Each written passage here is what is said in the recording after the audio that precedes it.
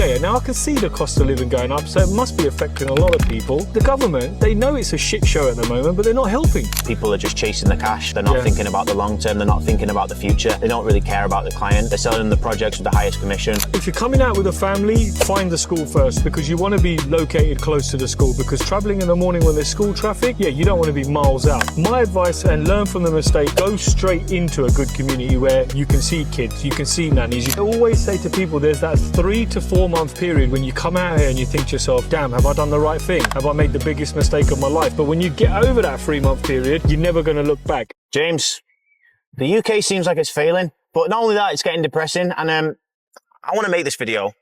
And before anyone goes at me, I am proud to be British, okay? I am not putting the UK down to say it's a terrible place and you should only invest or live in Dubai. I'm not one of those people because I wish the UK wasn't like that. But it is right now. People are depressed. People are unhappy. People are miserable. Let's talk about what's happening and why are so many people, for this reason, coming to Dubai. Look, I think, like you said there, firstly, Joe, I love the UK as well. I get a lot of hate messages on there saying to me, oh, you're not even flipping British, you're a fucking Pakistani or whatever. Let's get one thing straight. I was born and bred there. I've paid a lot of tax there and I do like the place. But genuinely, when we put these videos out, it's kind of almost like you're a little bit hurt to see where your hometown's gone. I think, look, every time I go back, it just seems to be depressing. And my trips get shorter and shorter and shorter. Like, I go back sometimes for 2 or 3 days, fly in, do what I need to do and fly straight back out again. That's how depressing it is. The minute you land in the airport, for starters, no one's smiling. Security's all up on their own arse. And you just think, when you're used to what's going on in Dubai, when you leave Dubai to fly somewhere, everything's so streamlined, everything's so nice, everything's so inviting, and then you're going into an environment where things are a little bit depressing. Now, look, I don't blame everybody for it. The government is making it tougher for people, and people are starting to feel the pinch. I mean, I remember going in last time and stopping for a Diet Pepsi at a petrol station. It was £3.50 for a bottle. And you're thinking to yourself, okay, now I can see the cost of living going up, so it must be affecting a lot of people. But I think other than that, the government, they know it's a shit show at the moment, but they're not helping. No. You know? No, I've seen this happen for, the past number of years. I moved to Dubai a number of years ago now. And, a lot of my clientele who are probably watching this video as well are in the UK, are considering leaving. And I know, listen, I appreciate that for some people it's impossible to, get up and leave. Somebody who's spent the past 10, 20 years building an entire business that relies on being in that country. But for them, they're taking the hit the worst. And I'm seeing like friends who are, local tradesmen, building businesses, but then getting so heavily affected, even trying to build property portfolios with the money that they've earned and spent 10 years earning, but can't actually make any money because all of these new tenancy rights and so forth like that. So what do you think the reason is it's making it so hard for people in the UK to do business right now? Look, I've come to the conclusion that the UK is pretty screwed anyway. There's a deficit to be filled, right? And the only way they seem to be recovering this money is from the people. By increasing taxes, by increasing this, by bringing this new legislation in, that new legislation in. I mean, a recent one that I saw was selective licensing. So before you could rent your property, and providing it wasn't a multi-let, you could let it. Now most boroughs are doing selective licensing where they're nicking 800 quid from every single landlord. You think if they're doing that for a piece of paper, it's not long before they start filling in this deficit. And I think they need to find other ways of plugging this gap, not making it harder for people and taxing people even more to fill a gap that they've stupidly created, And like you said, more and more people are coming out here. I see people just saying to themselves, sod it, I'm not dealing with this anymore. All right, it's an initial investment for a family to come out here. You've got to put a lot of money down, but once you're out here, you're out here, And the great thing about Dubai when you're starting a business here, number one, you're not panicking about any taxes. You're not like, oh shit, I've earned this amount this month. How much do I have to pay? You're like, all right, they're giving me a nice springboard. Exactly. Let's walk through someone like the steps. I mean, I can say some, you can say some. So for someone I guess we're going to start with your scenario because mine's not so unique in a sense that I came out here. I was single at the time. I just moved out here as a young lad trying to make money, right? So like for me, it was pretty straightforward. Come over here, find my feet and figure it out. However, you came over with a family, which is totally different. All right. You had to find schools. You had to find a place to live. You had to understand communities. You had to make money. You had to figure everything out by yourself. What would you say was the sort of like first few steps and what were the things that you overcame to get here? So look, I think the triggering point for us leaving was when I saw what my little 7-year-old was being taught on the curriculum. All of this wokeness, you know, they're teaching them about oral sex as a 7-year-old on the curriculum. I thought to myself, no, I'm not dealing with this nonsense anymore. They teach that? Yeah. That was on the curriculum and I saw it and I thought to myself, no, I'm not dealing with this. And the fact that there was kids in his class I could identify as cats or dogs, you know, and I thought, what craziness is this? Am I the only person standing here who's got a massive problem with a kid who can identify as a cat sitting in a classroom and it's allowed to go up and scratch other kids because it's a flipping cat? Because it's a cat, yeah? Yeah, exactly. So that was a real triggering point for us. But moving out here, I think number one, the biggest thing for us was schools. Obviously, having kids, you want them to have a nice transition. But the surprising thing about Dubai is no matter what school we looked at the facilities and we were like, damn, this is like university standard, you know? Yeah. So even a entry-level school has great facilities. So schooling wasn't a problem. Number two was, where are we going to live? That was a big one. Now, when we came out here, obviously we didn't know any communities. So we were living somewhere in Dubai land in a big high rise. And I'm looking out on the 18th story thinking, oh man, where have I moved to? So I think number two, for anybody considering moving out here, you need to speak to someone who can advise you of a good community. Yeah.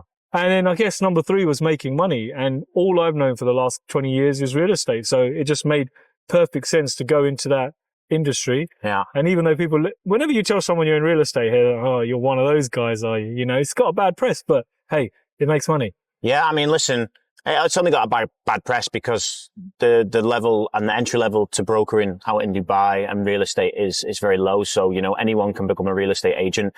And I've said this before, people are just chasing the cash. They're not thinking about the long term. They're not thinking about the future. They don't really care about the client. They're selling them the projects with the highest commission. That's really sad as well, man. People that, you know, how can you just take someone's money knowing that this is a huge investment for them? And I've seen it before, like brokers, once their commission's paid, they'll block someone because they don't want to deal with aftermath. They don't want to deal with paperwork. They don't want to go into developers and chase shut up for them. So yeah, seen that many times before, man.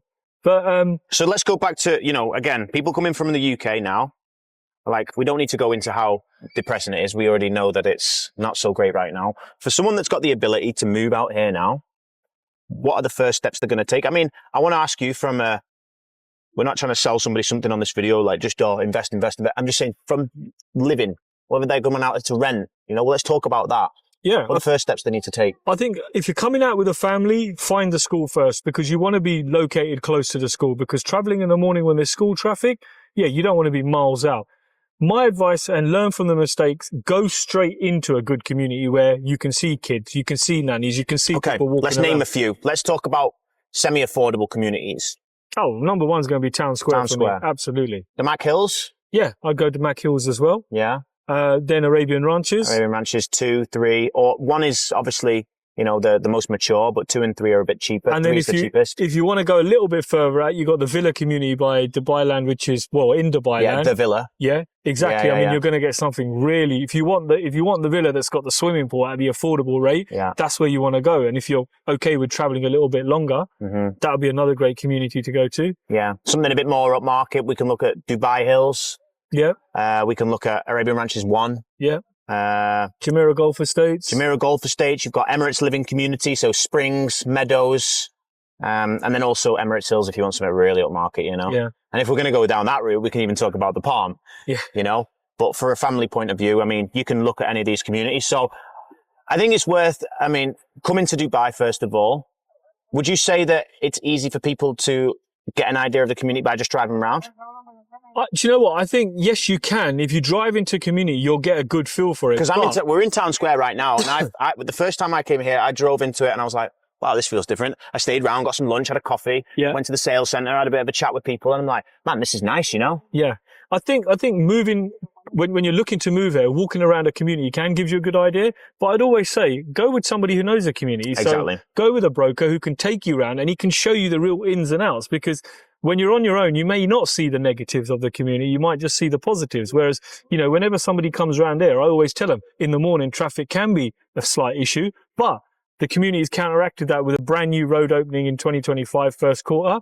And you may not see that depending on what time of the day you come. But yeah, go out there, explore it, go and have a meal, go and talk to people. Just ask random people walking around, why do you live here? And then let's say point number 2, so step number 2, I guess you'd have already identified schooling before you come to Dubai. Yeah. So I think step number 2 is identifying how close the community is to the school. Yeah. All right. Factor in that it might be quite busy.